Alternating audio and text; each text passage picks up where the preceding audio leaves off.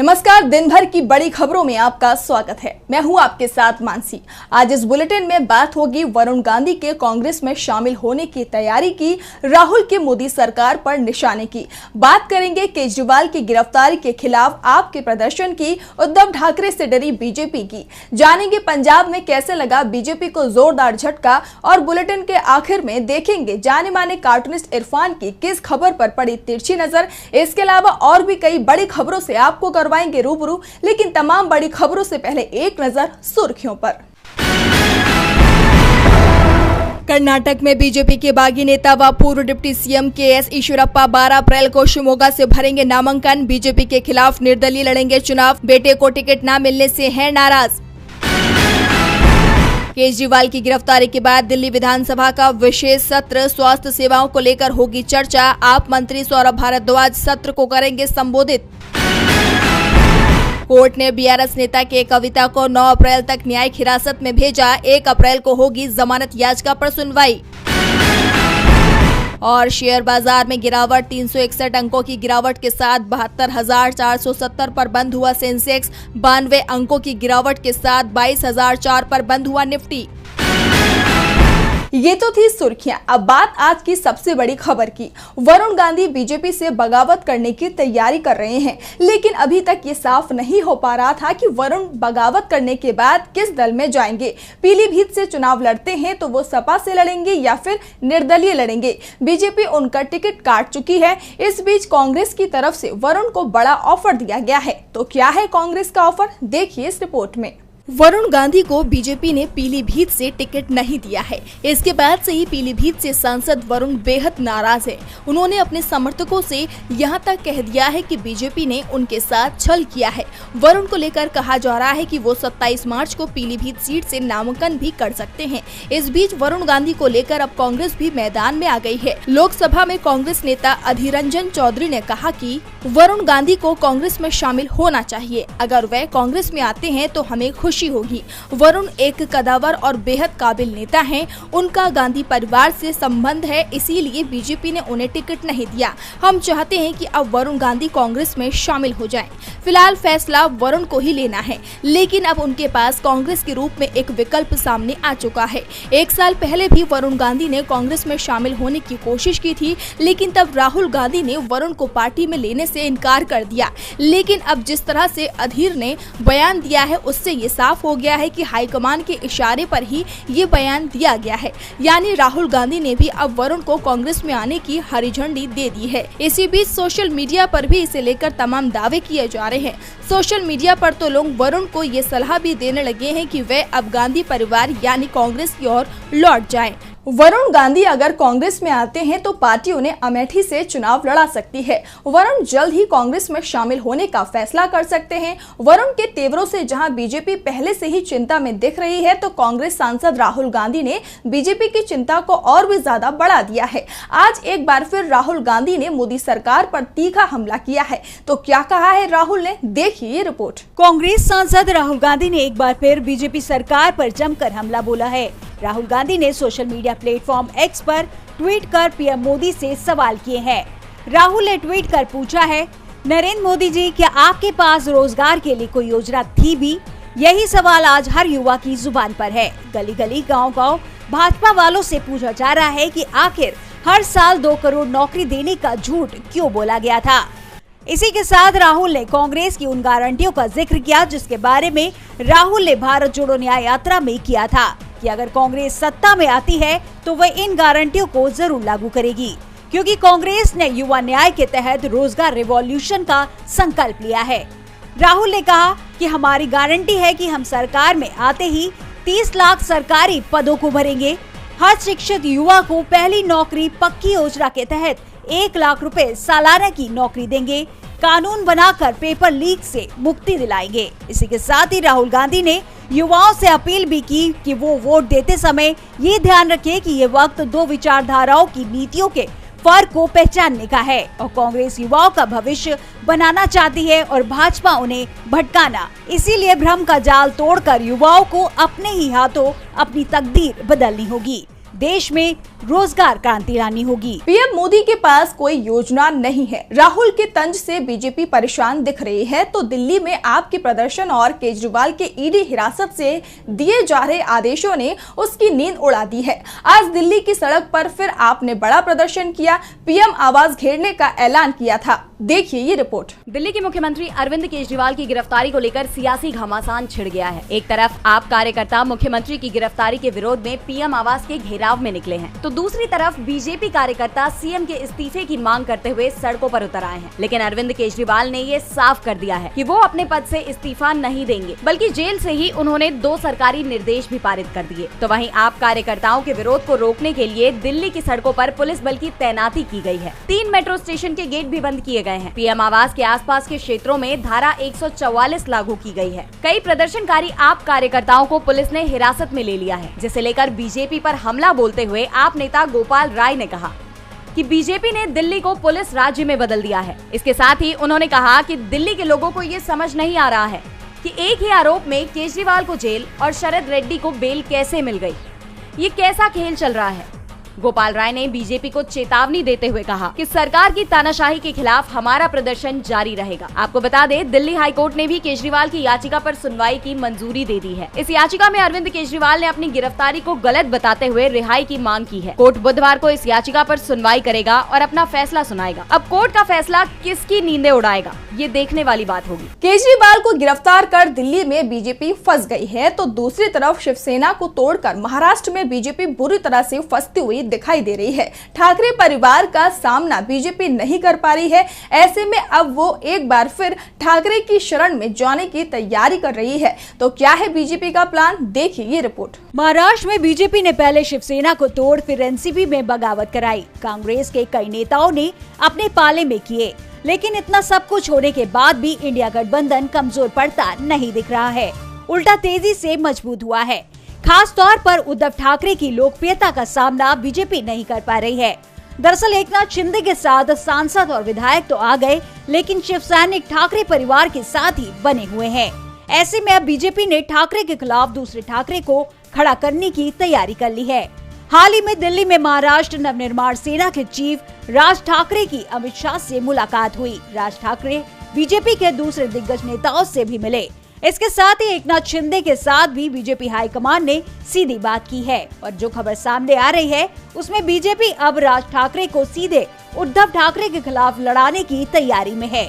BJP के दबाव में अब राज ठाकरे भी अपनी पार्टी का विलय शिवसेना में करने को तैयार हो गए हैं। इसका उन्हें भी फायदा हो सकता है, उन्हें शिवसेना प्रमुख का पद भी सौंपा जा सकता है। इसके बदले में बीजेपी ने शिंदे को भरोसा दिया है कि शिंदे के सीएम पद नहीं लिया जाएगा और इस साल के आखिर में होने वाले विधानसभा चुनाव में भी शिंदे ही एनडीए की तरफ से सीएम उम्मीदवार होंगे। बीजेपी की ये रणनीति शिवसेना यूपीडी के उस दाव को सही साबित करती दिख रही है, जिसमें संजय राउत ने दावा किया था कि बीजेपी महाराष्ट्र में ठाकरे परिवार के बिना कुछ भी नहीं है। वो उद्धव ठाकरे का सामना नहीं कर पा रही है, इसलिए दूसरे ठाकरे की मदद ले ली। बीजेपी को चुनाव में ठाकरे ही याद आ रहे हैं।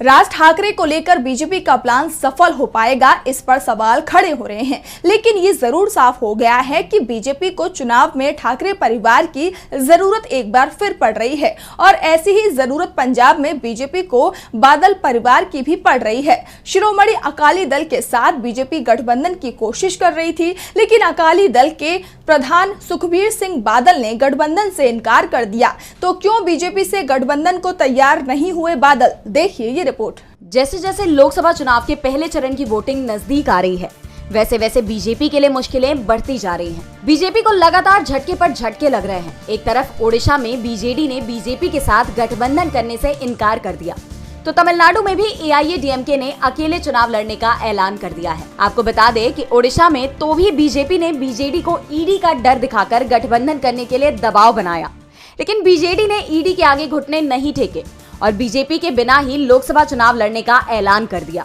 तो वहीं अगर बात की जाए पंजाब की, तो यहाँ तो बीजेपी के लिए गठबंधन करना उसी वक्त से नामुमकिन हो गया था जब से किसानों ने अपना प्रदर्शन करना शुरू किया है, क्योंकि किसानों की मांगे अभी तक नहीं सुनी गई हैं। जिससे किसानों में बीजेपी सरकार के प्रति काफी आक्रोश है और पंजाब में किसानों की संख्या ज्यादा है। ऐसे में वहाँ की प्रमुख पार्टियां बीजेपी के साथ गठबंधन कर अपने पैर पर कुल्हाड़ी नहीं मारना चाहेंगी। लेकिन इसके बाद भी बीजेपी लगातार कोशिश में लगी थी कि पंजाब में उनका शिरोमणि अकाली दल के साथ गठबंधन हो जाए, लेकिन बीजेपी की यहाँ दाल नहीं गली और अब पंजाब बीजेपी के प्रदेश अध्यक्ष सुनील जाखड़ ने खुद इसकी पुष्टि की है कि वो पंजाब में अकेले ही चुनाव लड़ेगी। जाखड़ ने अपने सोशल मीडिया अकाउंट एक्स पर एक वीडियो संदेश के द्वारा खुद इसकी पुष्टि की है, यानी कि बीजेपी की दाल यहाँ भी नहीं गली। बीजेपी अब पूरी तरह से अकेली पड़ गई है। अब ये देखना दिलचस्प होगा कि 400 पार का नारा देने वाली ये पार्टी लोकसभा चुनाव में महागठबंधन के साथ अकेले कैसे मुकाबला कर पाएगी और कितनी सीट जीत पाएगी। बीजेपी की परेशानी हर राज्य में बढ़ती दिखाई दे रही है। ऐसे में पार्टी के नेता विवादित बयान देने लगे हैं। पश्चिम बंगाल में बीजेपी उम्मीदवार दिलीप घोष और हाई कोर्ट के पूर्व जज और बीजेपी उम्मीदवार अभिजीत गंगोपाध्याय ने ऐसा बयान दिया जिससे बीजेपी ही मुसीबत में फंस गई है। लोकसभा चुनाव में बुरी तरह से घिरी बीजेपी के नेताओं की भाषा अब बिगड़ने लगी है।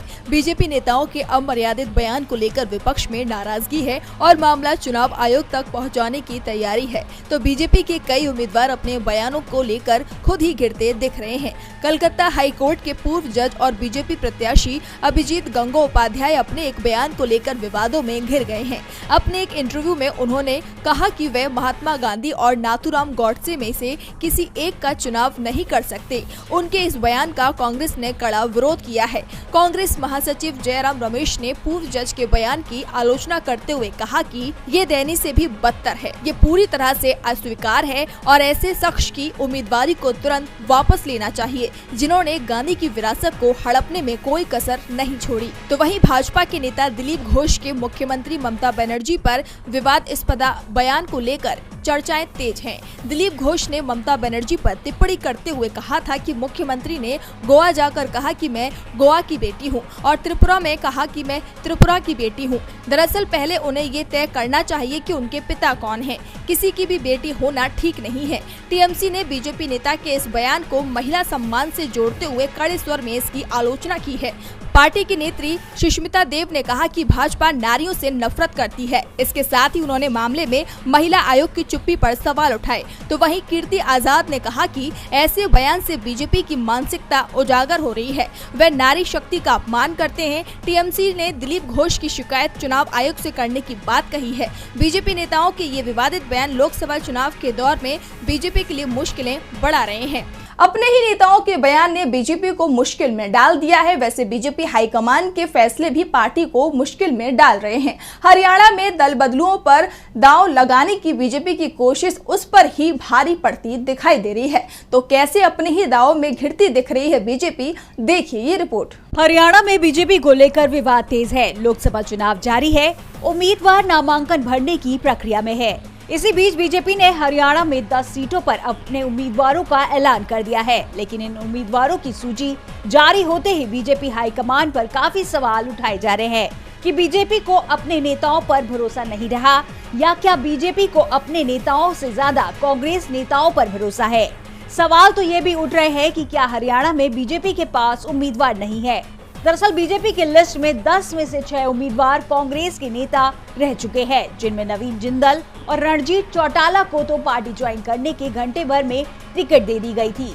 तो सिरसा सीट से प्रत्याशी बनाए गए अशोक तंवर को भी बीजेपी में शामिल हुए मुश्किल से 2 महीने हुए हैं और इनमें से सबसे ज्यादा चर्चे में नवीन जिंदल की उम्मीदवारी है।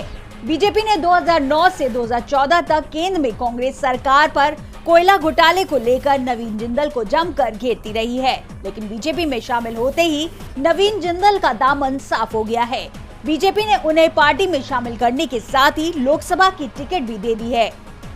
इसी बीच हिसार सीट पर कद्दावर नेता प्रचेन सिंह बीजेपी छोड़कर कांग्रेस में वापस चले जाने के बाद बीजेपी ने कांग्रेस के ही दूसरे नेता पर दाव लगाया है।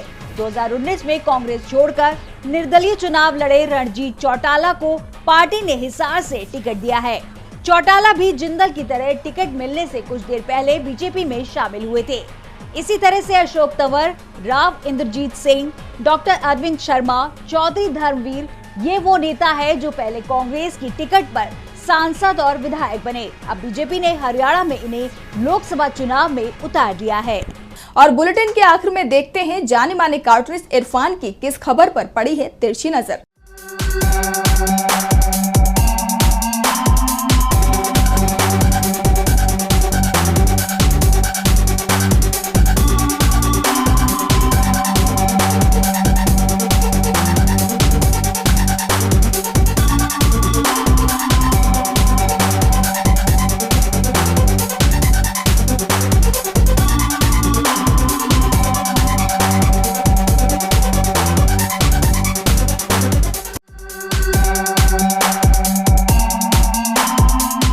केजरीवाल को हिरासत में लेकर के मोदी सरकार परेशान है।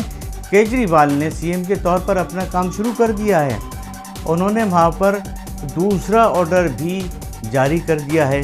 पहले पानी पर किया था, अब गरीबों को दी जाने वाली दवाइयों पर कर दिया है। कुल मिलाकर जिसे काम करना हो वो तो कहीं पर भी करेगा और जिसे नहीं करना वो ज़मीन क्या, आसमान क्या और पानी के अंदर भी जाकर काम नहीं करेगा।